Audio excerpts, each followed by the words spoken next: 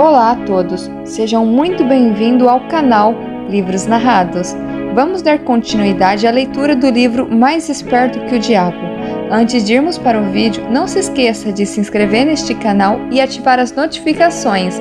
Deixe já o seu like também, para que o YouTube entenda que você está gostando desse conteúdo e distribua para mais pessoas também. Vamos para o vídeo? Capítulo 10. Autodisciplina. A que tipo de preparação uma pessoa deve se submeter antes de ser capaz de avançar com definição de propósito? A pessoa deve ter domínio sobre si mesma. Esse é o segundo dos 7 princípios. A pessoa que não domina a si mesmo jamais poderá ser líder de outras. A falta de autodomínio é por si só a forma mais destrutível de definição. Por onde uma pessoa deve começar quando ela quer iniciar um controle sobre si mesma? Dominando os 3 apetites responsáveis pela maior parte de falta de autodisciplina das pessoas. Os 3 apetites são o desejo por comida, o desejo por expressão do sexo e o desejo de expressar opiniões imprecisas. O homem tem outros apetites que ele necessita controlar? Sim, muitos outros, mas esses 3 são os que devem ser conquistados primeiros. Quando o homem torna-se mestre desses 3 desejos, ele desenvolveu autodisciplina suficiente para conquistar todos aqueles desejos de menor importância. Mas esses desejos são naturais. Eles devem ser satisfeitos se a pessoa está saudável e feliz. Tenha certeza de que eles são desejos naturais. Mas eles também são perigosos, porque as pessoas que não têm autodomínio têm uma tendência a se alienarem nesses desejos, tornando-os vícios. O autodomínio contempla um controle suficiente tal que todos os desejos podem ser satisfeitos de forma a cumprir com as necessidades básicas, alimentando o corpo com o que é necessário e segurando aquilo que é excesso. O seu ponto de vista é tanto interessante quanto educacional. Descreva os detalhes pelas quais eu possa entender como e em quais circunstâncias as pessoas se excedem nos seus desejos. Pegue o desejo por comida, por exemplo. A maioria das pessoas é tão fraca na autodisciplina que enche o estômago com combinações de alimentos altamente ricos que, por sua vez, satisfazem o gosto, mas fazem com que os órgãos da digestão e da eliminação trabalhem em excesso. Elas colocam em seus estômagos tanto quantidade quanto combinações de comidas que a química do corpo somente consegue descartar, convertendo a comida em toxinas venenosas. Esses venenos entopem e ficam estagnadas no sistema excretor do organismo, até o momento em que ele diminui o trabalho do organismo na eliminação dessa matéria de sobra. Após um tempo, o sistema gastrointestinal para de funcionar de forma saudável e a vítima acaba tendo o que se chama de constipação. A partir daí, ela está pronta para ir ao hospital. A autointoxicação pelo sistema gastrointestinal leva a máquina do cérebro a tornar-se algo como uma massa disforme. A vítima então fica lenta nos seus movimentos físicos e mentalmente irritada e irrequieta. Se essa pessoa pudesse dar uma olhada e pudesse sentir o cheiro do seu sistema gastrointestinal, ela teria vergonha de se olhar no espelho. Os sistemas excretores das cidades não são os lugares mais agradáveis, quando eles se tornam-se sobrecarregados ou entupidos, mas eles são limpos e suaves, quando comparada ao sistema gastrointestinal, quando está sobrecarregado ou constipado. Essa não é uma história bonita para ser associada ao ato agradável e necessário de comer, mas as coisas são como são, e nesse caso, conclui-se que comer em demasia é combinar alimentos de forma errada e o que causa a autointoxicação.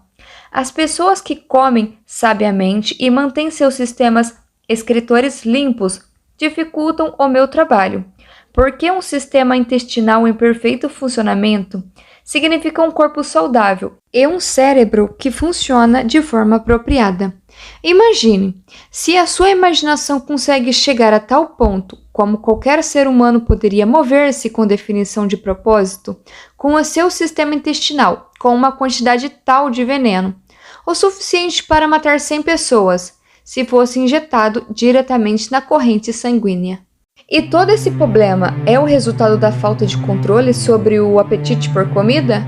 Bem, se você deseja ser absolutamente correto, deveria dizer que comer de forma inapropriada é o grande responsável pela grande maioria das doenças do corpo e praticamente todas as dores de cabeça.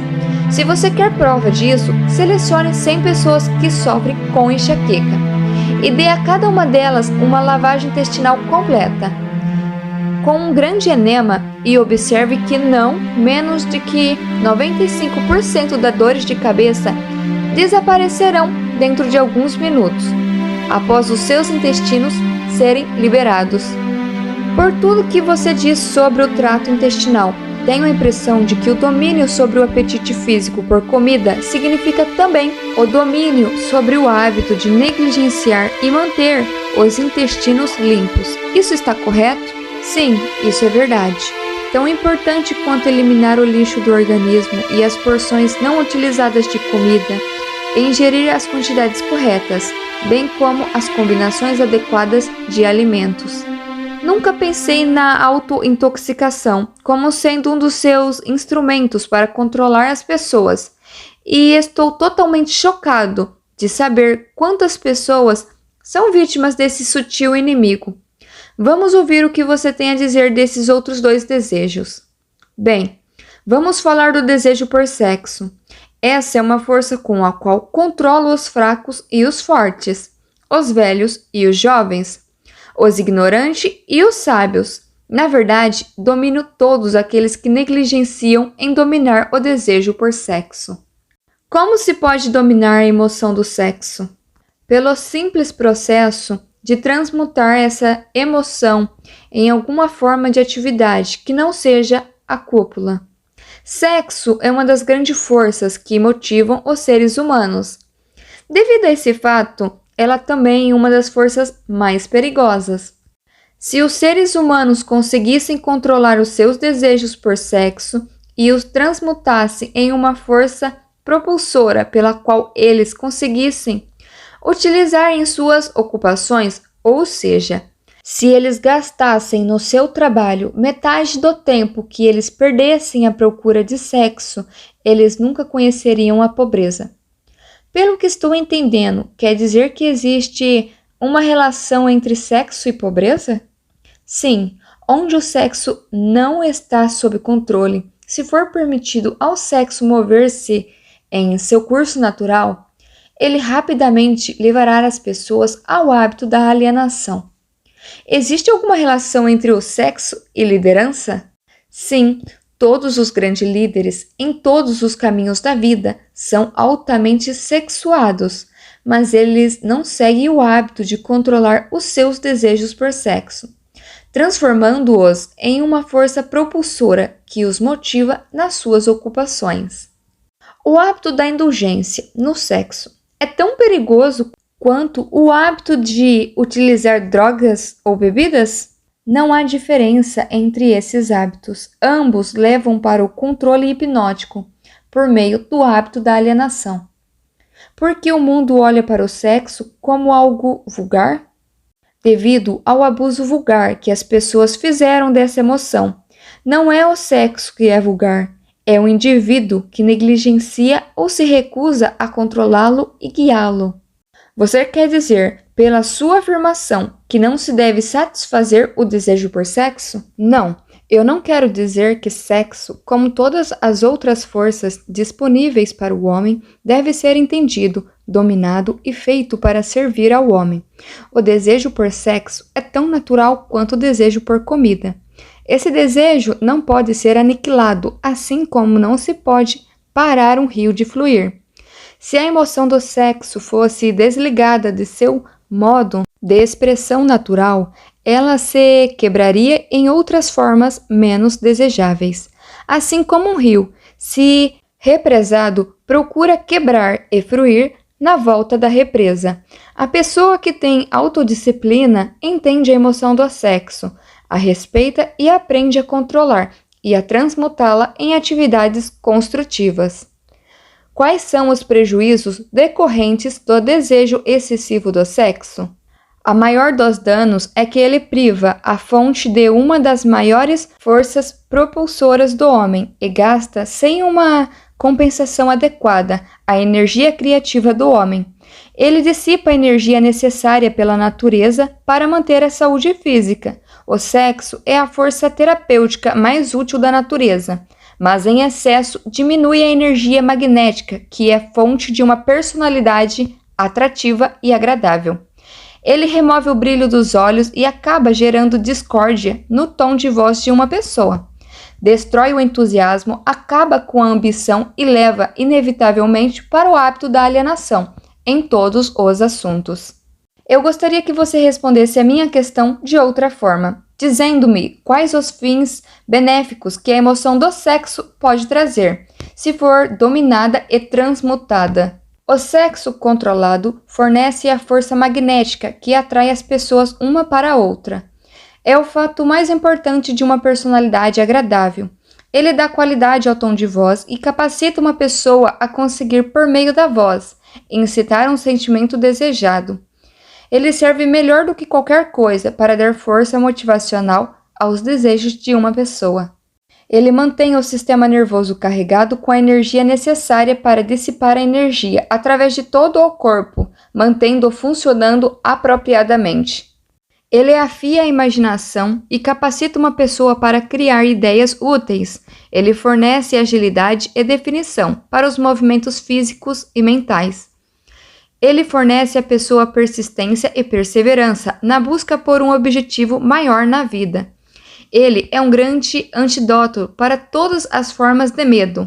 Ele fornece imunidade contra o desencorajamento. Ele fornece resistência física e mental nos momentos em que se passa por alguma forma de fracasso ou revés. Ele fornece as qualidades necessárias para a luta sob quaisquer circunstâncias, aumentando a capacidade de autodefesa. Em resumo, ele faz vencedores e não perdedores. Essas são todas as vantagens que você afirma estarem relacionadas à energia do sexo controlado?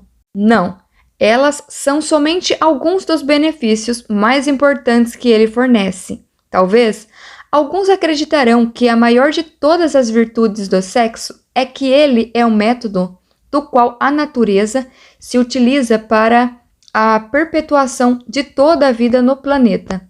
Só isso já deve remover todo e qualquer pensamento que leve a crer que o sexo seja algo vulgar. Pelo que estou entendendo, baseado no que você diz, a emoção do sexo é uma virtude e não uma falha? Ela é uma virtude quando controlada e direcionada para obter fins desejáveis. Ela é uma falha quando negligenciada e quando se permite sair do controle e levar-nos ao ato de luxúria. Por que essas verdades não são ensinadas para as crianças por seus pais e pelas escolas? Ambos negligenciam isso porque, na verdade, desconhecem a real natureza do sexo. Para a manutenção da saúde do corpo, é tão necessário que se entenda e se use apropriadamente a emoção do sexo, quando é manter o sistema intestinal limpo. Os dois assuntos devem ser ensinados em todas as escolas e em todas as casas onde haja crianças. A maioria dos pais não precisaria de instruções adequadas a respeito das funções e do uso do sexo, antes que eles pudessem inteligentemente ensinar às suas crianças. Sim, tanto eles quanto os professores das escolas. Qual seria o grau de importância relativa que você daria para a necessidade de conhecimento apurado sobre o assunto sexo? Está próximo do topo da lista. Há apenas uma das coisas de maior importância para os seres humanos, que é pensar com exatidão. Pelo que estou entendendo, você afirma que o conhecimento das reais funções do sexo e a habilidade para pensar com exatidão são as duas coisas de maior importância para o homem? Era essa a minha intenção, para que você entendesse, pensar com exatidão vem primeiro. Porque é a solução para todos os problemas do homem, a resposta para todas as suas orações, a fonte da opulência e todas as possessões materiais. O pensamento exato é auxiliado pela emoção do sexo apropriadamente, controlada e direcionada. Isso porque a mesma energia que o homem usa para pensar, ele também usa para o sexo. Ela começa com todos aqueles que desejam ter autodeterminação suficiente para pagar o seu preço. Ninguém consegue estar inteiramente livre espiritualmente, mentalmente, fisicamente e economicamente, sem aprender a arte do pensamento exato.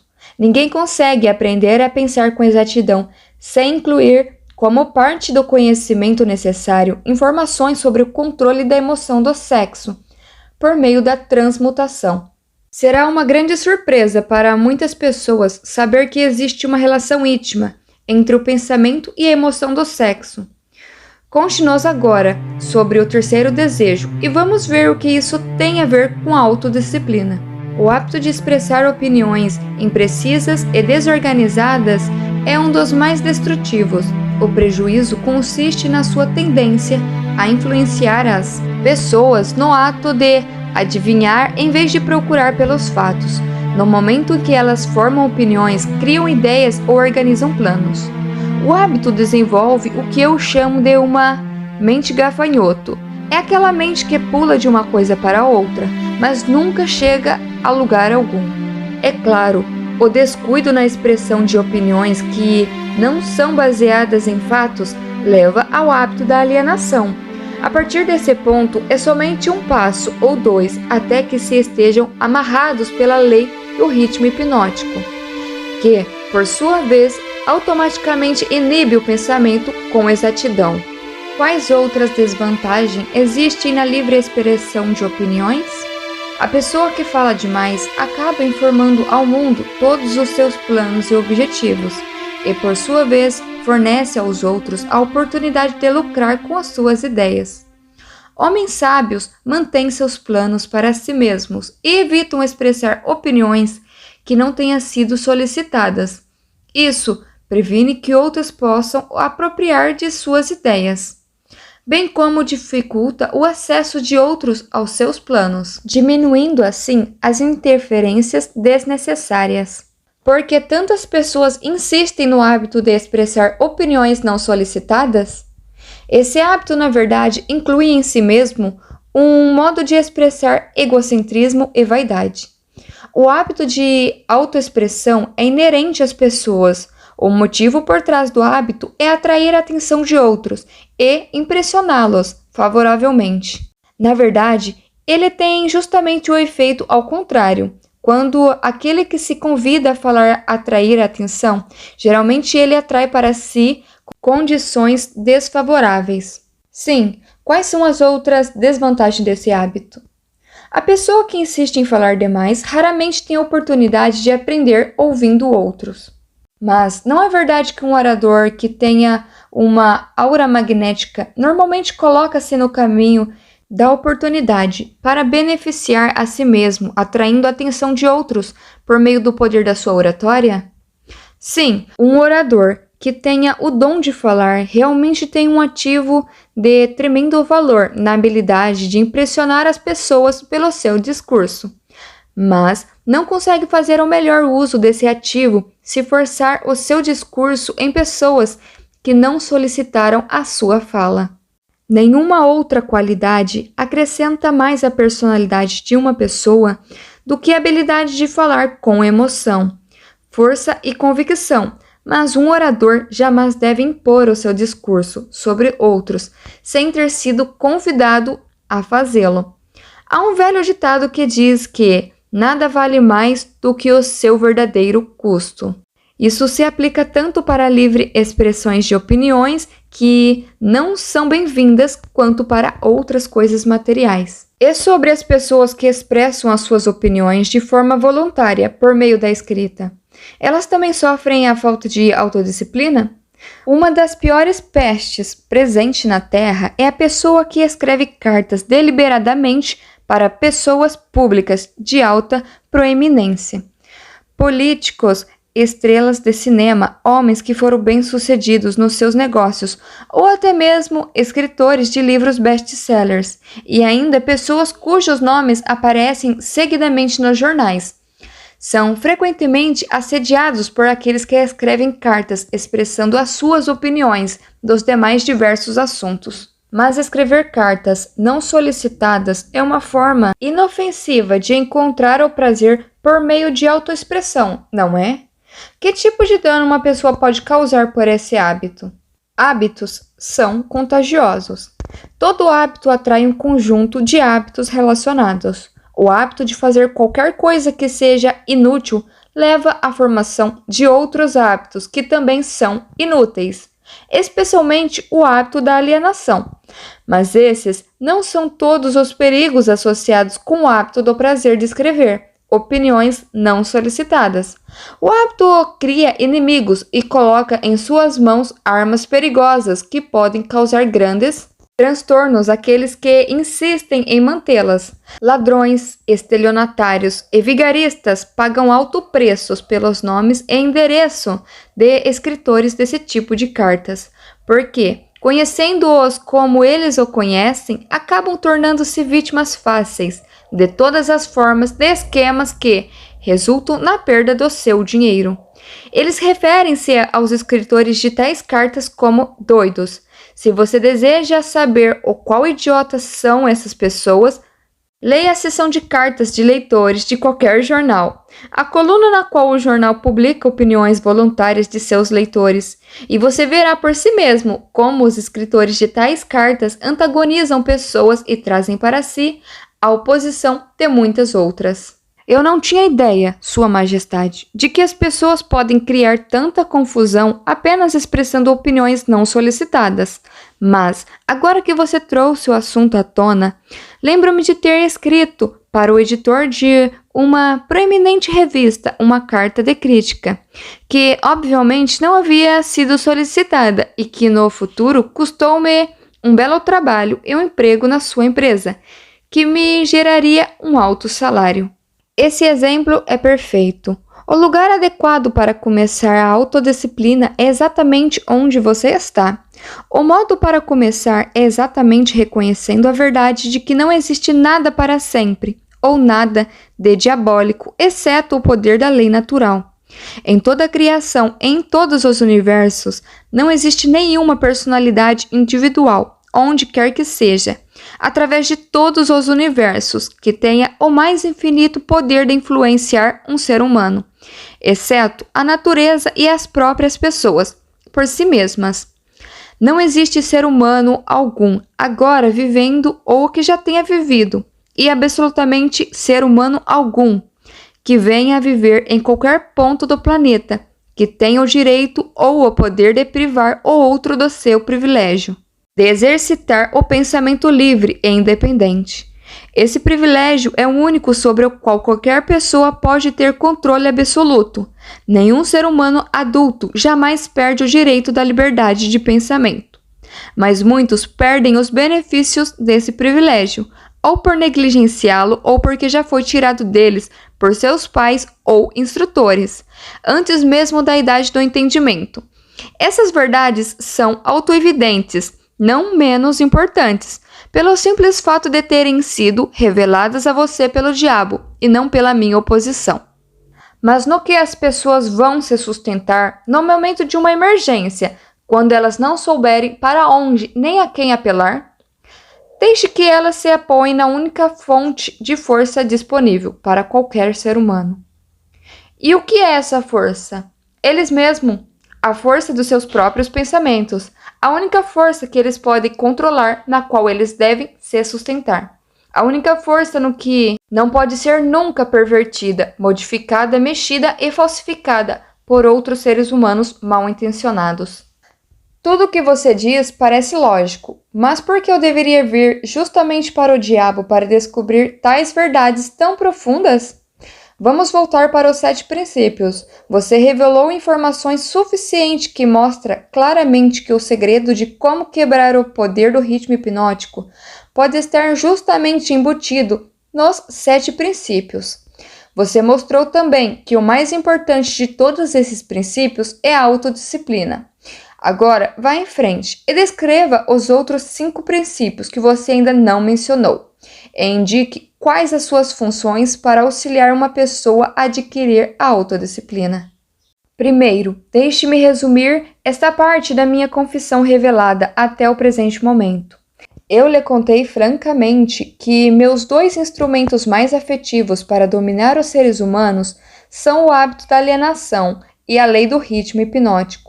Mostrei a você que se alienar não é uma lei natural, mas um hábito feito pelo homem que o leva, por sua vez, a submeter-se à lei do ritmo hipnótico. Os 7 princípios são os meios pelos quais os homens podem quebrar o padrão do ritmo hipnótico e assumir novamente o controle de sua própria mente. Como você pode ver, dessa forma, os 7 princípios são os 7 passos que levam as vítimas do ritmo hipnótico a abrir a fechadura de suas prisões autoimpostas. Os 7 princípios são a chave mestra que abre as portas para a autodeterminação espiritual, mental e econômica? Isso é verdade?